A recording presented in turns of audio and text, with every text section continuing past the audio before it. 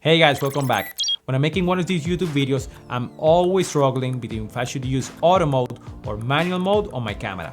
So in this video I want to show you what should you always use manual mode when you're taking photos or taking videos. Let's find out.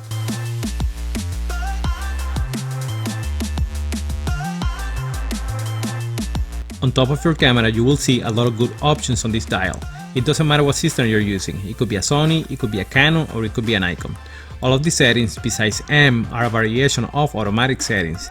It means that some of them will let you choose certain camera settings, but then the camera will choose the other settings automatically for you.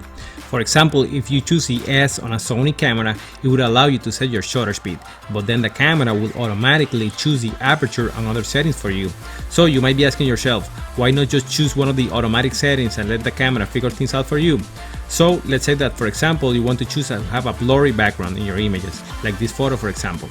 The issue here is that you cannot have a sharp image and a blurry background just by changing the shutter speed. You need to do that by controlling the aperture in your camera. So why not just select the aperture mode on the camera and get a blurry background?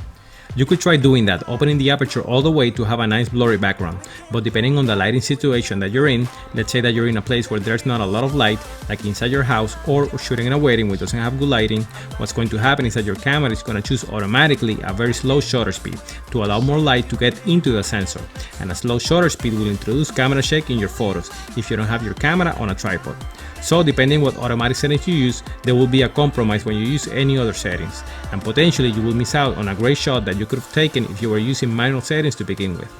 So what is a solution to all of this is to try to always shoot in manual settings. Here in manual mode you will be able to control your aperture, your shutter speed and your ISO. It could be a little bit intimidating at the beginning, but it's so much worth it once you master shooting in manual. To give you a basic one-on-one summary of manual settings, the aperture is the opening within the lens that lets the light into the sensor. You can make your aperture wide, which is a long number like f1.4, and this will make a blurry background like this photo right here. Or you can get a narrow aperture like f16 that will allow to have more things in focus, but less light will get into the camera sensor, so your images will look darker. Shutter speed, on the other hand, is a part of the camera that snaps up and down in front of the sensor. You might recognize it by the sound it makes when you take a photo. The shutter speed is a time that shutter stays open to allow light to get into the sensor.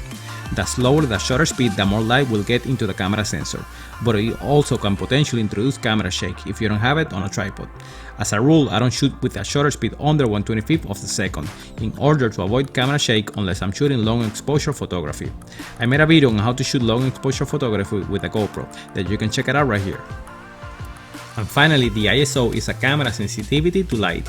Here you just have to remember that the higher the ISO number, the more sensitive to light the camera is. This means that the higher the ISO, the more bright your photos and videos will be. If you're in a dark environment with poor light, you can increase your ISO to a higher number, but you must be careful because high ISO numbers might get you more grainy footage, and that is something very difficult to get rid of in post-production. Alright guys, I hope at least you got an understanding of basic camera settings like the aperture, ISO and shutter speed, and how all of this comes together to give you the exposure triangle. If you have any question, comment down below and I will try to find an answer for you. Hit the like button if you like this video, and don't forget to subscribe to my channel for more camera, tech and drone reviews. Thanks for watching.